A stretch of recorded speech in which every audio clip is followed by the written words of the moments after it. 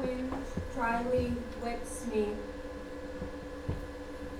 The days lay heavy upon me. The night's breath fogs my nose. A tooth dangles from my neck. I'm 95 years old and fabulous. I let soft words fall off my tongue like broil and sear. But culinary matters despise me, for I have no tongue for taste, but words that understand salt grain to be a unitary measure and voraciously combat the usage of a pinch. A tooth dangles from my neck, a tasting tooth. Combine negatives of interlocking fingers, and undone I will be in the kitchen, and consequently conquering such matters that despise me. Janie plays spike ball in the autumn yard, coming in for glasses of water from the kitchen sink. How nice it would be to own a pitcher, so Janie can stay in the leaves and bounding into them like a spike ball and double herself because there's no one to play with. Janie plays by herself because there is no one to play with. Though I own no pitcher and only the 2+ person game of spike ball. Janie abandons the ball because it keeps getting lost in the leaves and uses the net as a trampoline instead. In one jump, it rips from the circular frame and Janie crashes into the leaves beneath and sighing, turns the whole game over and begins to rake the leaves instead. How wonderful. 95 and fabulous. And there's Pili, and a horse parked against the curb. And just above, arranging, excitedly, the compartmented faces of, swellingly, a mass of masonry stone. Janie will, today, play with 2 sticks, today, and accidentally digest rotten eggs, swellingly. The organization of stones along the path will swim, swellingly, into a congealed gathering of stone and other dirt parts, and nothing will seem apparent but 2 sticks, of which Janie will play with, today, and swellingly compartment and subdivide notions of masonry stone into 5 new passes. 5 subdivisions from 2 sticks are what Janie manages, and the nausea from the congealed gathering of spinning and swelling stuff seizes as the subdivisions become increasingly clear and directional. So-called Frenchies on the street wave banner over me, the cone above them, the tattooed rags hanging at their temples, their chestnut shelves apart as pieces on the curb. Should Pili and the horse break apart, we look at ourselves, overdone, and fear, loathingly, the horse being outrun. We'll collect pieces, and on long carries decide on new joint potentials and suitability of new pairs. Joint conditions of new pairs fog the realm of yard, such as back of yards, recess yards, a jet yard, a westbound launch yard, and reduce the compartmented and notionally divided quantities to now only 2 possibilities of direction. Now if Janie joints wood and waits upon curbs once knocked by Pili and a horse, their deeds very well now gone, less the coming of walnut, oak, and hardy veneered slabs. Janie begins to mumble to herself, and wait. Mark, though I have naught to see, and great to have to see, petrie and some pocketed veneer, even when missed by some sort, and to have to triumph in some other market of veneer, inflex capability, by mark, though I have to see, some way to afford, and stoop upon a great triangular tower. Books lay cross-marked on tables to provide truth in passing, by and passing on postmarked tablets of departure resting at the curb. High school branded student planners with several pages color hatch marked in purple and lime, and then sequentially empty and headed with things I, Leonie, did today, or my never-ending to-do list. Parentheses are noting nested organizational ambitions, but equate to empty pages ripped and spilling over curbside secrecy, and Janie calls Leonie, and Leonie calls Leanne to come sit in some kind of curbside scenery diorama pit, and today they won't have to draft squares on the sidewalk in some form of hopscotch, but have an opportunity to play house or secretary or roadside law firm. Janie calls Leonie, and Leonie calls Leanne, over all troubles in passing. What all is, what all has been, but such a velvet understanding. And by Mark, her trouble understanding the ambitions of our roadside law firm, who in her respective lack of understanding seeks to rename this big city. We are tiring ourselves inside jokes, and we are clad with sorrow worry. Cladding she should commend. Maternal right gone to spill over electric play kitchen stoves, saute and seize, lament the lost remote. Janie, Leonie, and Leanne, and interlocking themselves against stone and slab. Sorry worry, or playgrounds worry. Though they have this part to worry in such lament, basing matters on some fictitious constitution of roadside benefaction and renouncing the name. Such audacity, to be all-knowing, presuming the role of assistants, the ability to be in their play-locked state. They wait. They wait, waving new banner over me. I, who lack miserably. Lackingly miserable. Miserable. My condition in which I fail to own both picture and banner. I wait, with no banner but my tasting tooth. I conflate, spoiling the sour taste of my food with the sour taste of air. Leonie called Leanne and Joni, but not Janie. The play commenced to proceed in parts and not involving Janie. The play was a double, an immense operation, of which they noted new forms of stream running along curve, of which they knew bent in many ways.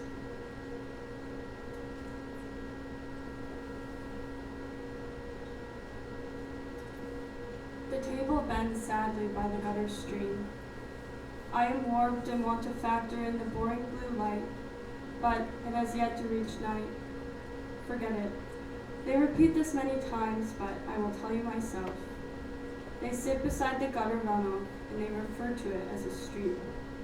They engage in different acts of play. An act of play involves a lot of imagination and pretending.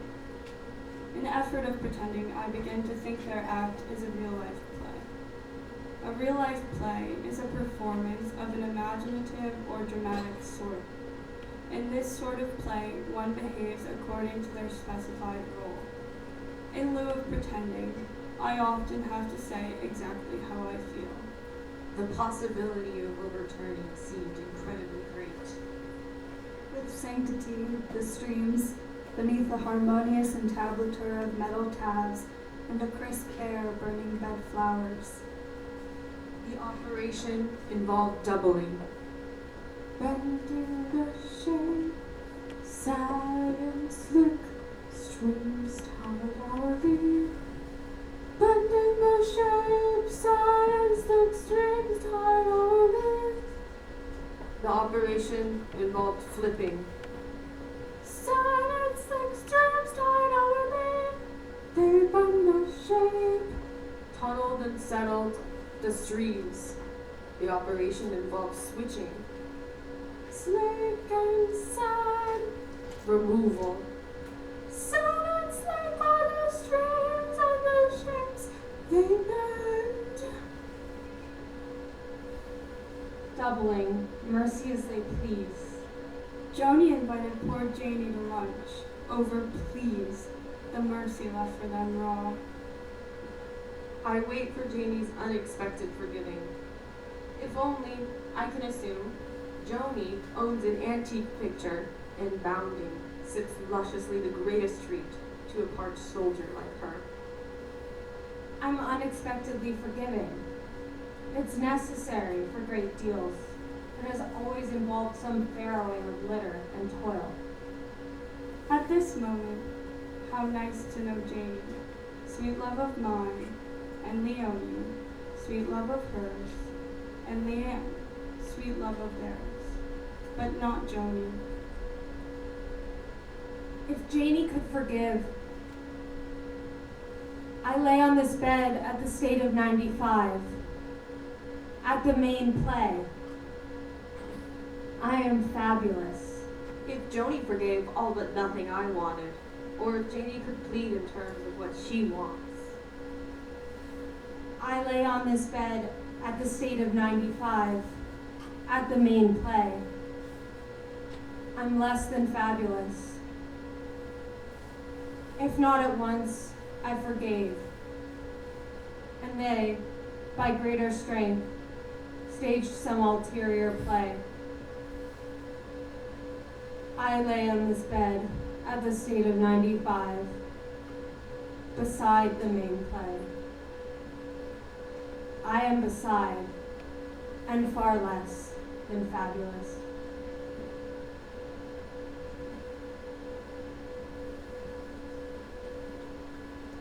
The new changes from the station, and the ones I'd hoped would come for myself, didn't detract from my having nothing to say. If I tried to explain it, I would be lost in menial matters, trials endured by considering abundances in salt grain. Joni thought it to be a unitary measure, and though I wouldn't sit and pick and count through the grain, I often struggle with food that is too salty. I choose which salt to buy based on which has the highest mineral content, which is not to be dumped out and wasted, but savored for its inclusion of all 8 trace mineral elements needed for the proper function of the human body. 84 traces in a small bundle of salt grains, almost valuable enough to count the contents in each singular grain, but I do acknowledge that one is just not enough for taste. In this, I also admit that 186 traces, or 2 doses of all 84 traces, seem to be just too much. Perhaps 124 traces in one go, 1 dose of 84 and then a half dose, might be enough for the undersupplied who have not encountered their required traces in a while. I maintain, however, that 168 traces is far too much in one go, 168 being the numbers of hours in 1 week. It is an overdose to consume the quantity of wheat within 1 day. In light of this recounting, I recall the battle of salt between me and Leonie, not to detract from any pledge to precision, but to frustrate all the rest.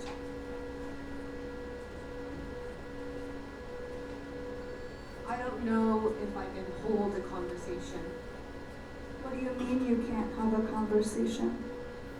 Leonie was confused in the sense that she and Leanne had been conversing all day at the beach. She wasn't keeping track of who initiated specific topics of conversation, but she remembered that her cheeks hurt from talking and laughing by the time they got home. That's not exactly what I said.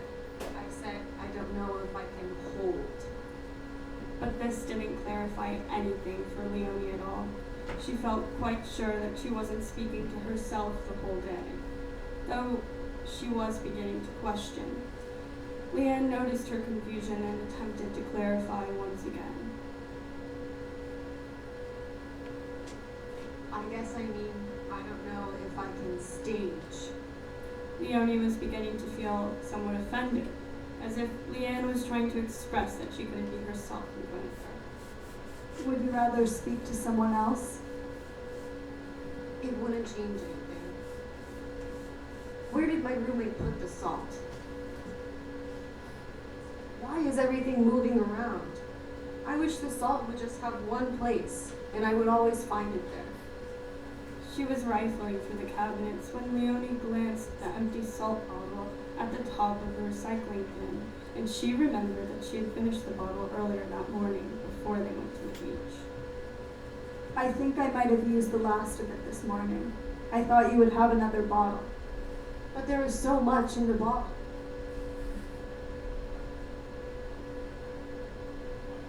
Did you add some in while I was in the bathroom? Leonie laughed because she remembers that Leanne asked her to stir the pot while she went to the bathroom. I do recall you saying the food was too salty. I added some while I was stirring and the bottle was too hard to pour and my hand slipped. That's such a waste. It costs too much to make food inedible. In realizing that Leanne's frustration with her had only grown, Leonie herself grew frustrated.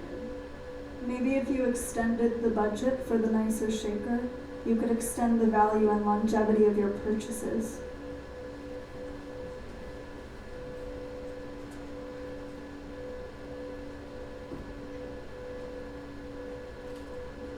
Joni rides a ferry.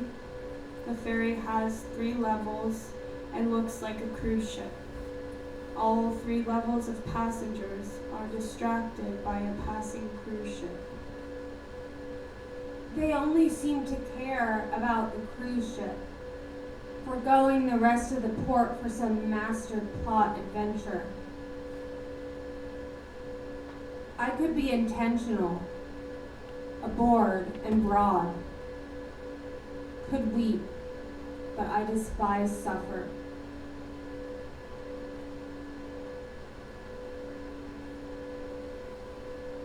They only seem to care about the cruise ship, that great wind-blown boat. But it wasn't about the cruise ship. It was their engagement beside my suffer. If I could have looked ahead, I would have recognized the motor. They only seem to care about the cruise ship. And left of that, another cruise ship. What small-looking role could take apart some cruise ship so optically vicious that I wandered after? Whose role parked one offshore, stranded, less to tender service? The one most isolated, an autonomous hierarchy of parts. I could have exploded the massive body apart in room number order. At the top, the grand auditorium. In the middle, small entertainment room. Just below, the playroom. In the playroom, they dole out small stuffed cruise ships, plastic painted whales, and packaged themed sailor biscuits. Why would I take this apart? Self-contained and self-functional role.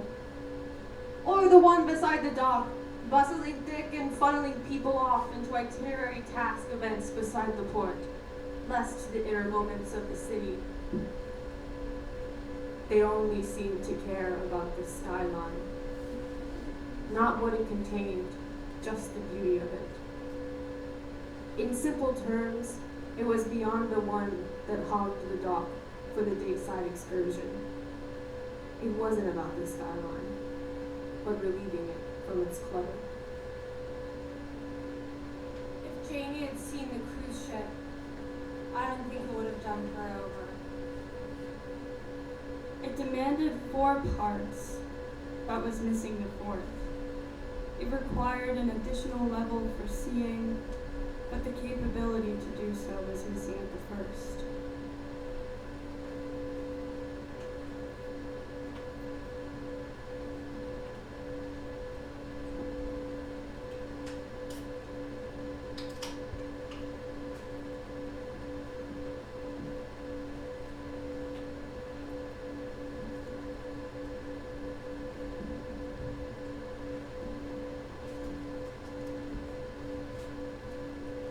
Maybe I will try like this, because I seem to have nothing I want to say. Try.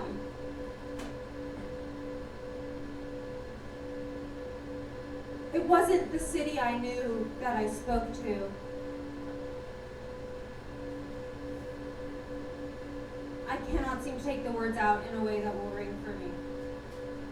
When her voice sang words of no meaning, they were consecrated by their ambivalence to our opinion. An opinion will attempt a decipher of the meaning, positioning wrongly or shortly, in that we must mean quickly. With that, I seem to be weighted indirectly through my own lack of will to decipher. It leaves only a gap for the comprehensible sound of others. I ask myself what I want to say. I was marked by none other than an appreciation for sound, sonic integrity resisting the submission to meaning. I saw it in the form of a boring blue light. When she tells me criticisms of myself, it rings only with lack of decipher. Between us, how could that build? When I tried to share my perspective, you reminded me that it wasn't the only opinion in the world. You told me that it could not be built in a week, but the excitement burgeoned with the capacity for its growth. You implied that there was no time to wait for the growth. There was no time to accommodate the growth. We were leaving soon. She said that's how it is when we only come and inevitably go. You told me I like attention, maybe more than other people. She told me she was waiting for me behind the villa, and we thought we might have the chance to go and disrupt her vow. We were almost caught bleeding in secrecy when the blood had started to come out. There is no other end. No useful word or mention of other part. There's only you, and my constant inability to register or decipher for myself any meaning out of yours. It could be any way. With my register, I cannot act or begin to choose and decipher, but only treat it as observe. You criticized me at my lack of assertion regarding the instance wherein the decipher shows wrong, but in reality, no decipher can hold. Your any assertion is the ill act of confusion and disregard for the feeling that reality comes composed of incomprehensible gesture and choice. My assertion is to take, not expecting, and show you that I am nothing but resistance to the decipher that comes later, to form itself into its entirely antithetical meaning. So only I wish to know what she really had to say.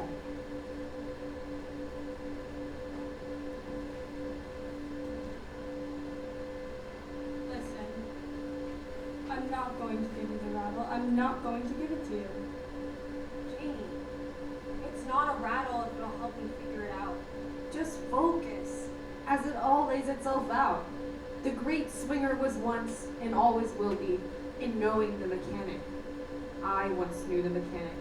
He had a great faith in my practice. For him, I wanted to construct the greatest of all sights, one with space for all of his amusing machines. What, then, can be said for the curtains? They're drawn in the most peculiar, half-formed ways.